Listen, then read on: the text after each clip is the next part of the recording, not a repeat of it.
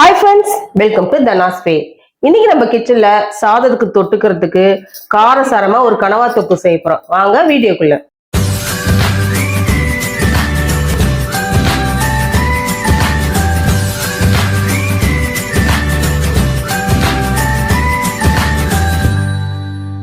இன்னைக்கு 1/2 கிலோ கனவா எடுத்திருக்கேன். நல்லா கிளீன் பண்ணி இது மாதிரி சின்ன சின்னதா கட் பண்ணி வச்சிருக்கேன்.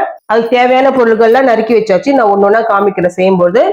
பேன் ஹீட் ஆயிடுச்சு. இப்போ எண்ணெய் விட்டுக்கலாம். 1 டேபிள் ஸ்பூன் எண்ணெய்,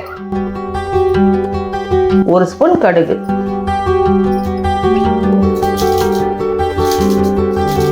கடுகு பொரிஞ்சிடுச்சு. நான் ஒரு பெரிய சைஸ் ஆனியன் போட்டுக்கிறேன்.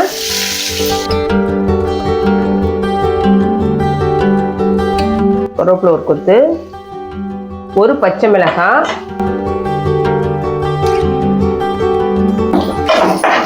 ஆனியன் கலர் மாறிடுச்சு.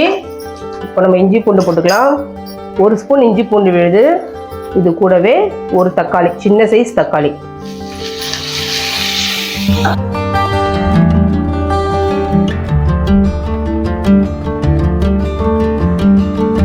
மஞ்சள் 1 ஸ்பூன். இப்போ நம்ம சுத்தம் செஞ்ச ஸ்குட் போட்டுக்கலாம்.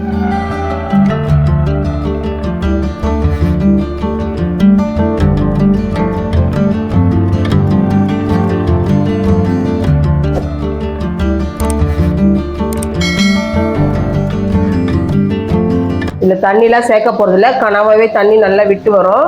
இப்போ நம்ம ஸ்ட்ரைட்டாக உப்பும் காரப்பொடியும் சேர்த்துக்கலாம். 2 ஸ்பூன் சேர்க்குறேன். கடைசியாக நான் பெப்பரும் சேர்க்க போகிறேன் காரத்துக்கு. ஆல்ரெடி ஒரு மிளகா போட்டிருக்கோம். ஸோ பார்த்து சேர்த்துக்கலாம். உப்பு பார்த்து சேர்க்கணும், இது சுருங்கி வந்துடும் அளவு. இப்போயே நல்லா லைட்டாக தண்ணி விட ஆரம்பிச்சிச்சு. டக்குன்னு கலந்து விட்டுட்டு நம்ம மூடி போட்டு வேக விடலாம்.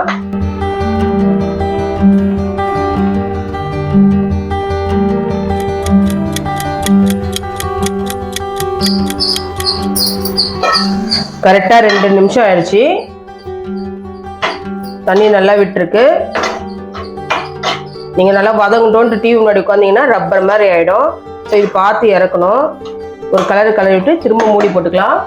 ஒரு 3 நிமிஷம் இருந்தா போதும், வெந்துடும் நல்லா. வாவ், 3 நிமிஷம் ஆயிடுச்சு. நம்ம ஊற்றின எண்ணெய்லாம் வந்தாச்சு. இப்போ இறக்குற டைம். ஸோ லைட்டாக பெப்பர் 1 ஸ்பூன், கொஞ்சம் கொத்தமல்லி. நல்லா வெந்து வந்துடுச்சு. அதிக அளவு குக் பண்ணக்கூடாது, பார்த்துக்கோங்க. இது செய்யறது ரொம்ப முக்கியம். ரொம்ப நேரம் குக் பண்ணிங்கன்னா ரப்பர் மாதிரி ஆகிடும். இன்னொரு விஷயம், செஞ்சோன்னு சாப்பிட்டணும், வச்சு சாப்பிட்டீங்கன்னா ரப்பர் மாதிரி தான் இருக்கும். சாதெல்லாம் ரெடி பண்ணிட்டு சுட சுட சாப்பிட்டீங்கன்னா முழுசாக கிடைக்கும் அதோட டேஸ்ட் நமக்கு. ஸோ ஸ்டவ் ஆஃப் பண்ணி இறக்கிக்கலாம்.